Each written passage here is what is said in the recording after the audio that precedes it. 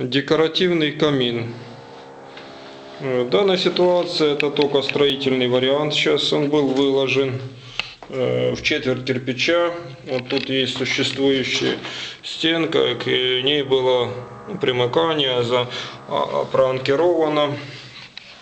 Вот такой вот конфигурации он размеров. Внутри у него 70 на 60 сделано. Вот тут будет он спиртовой, внутрь вставляться спиртовой камин декоративный. Вот это первая стадия, кто весь выложен.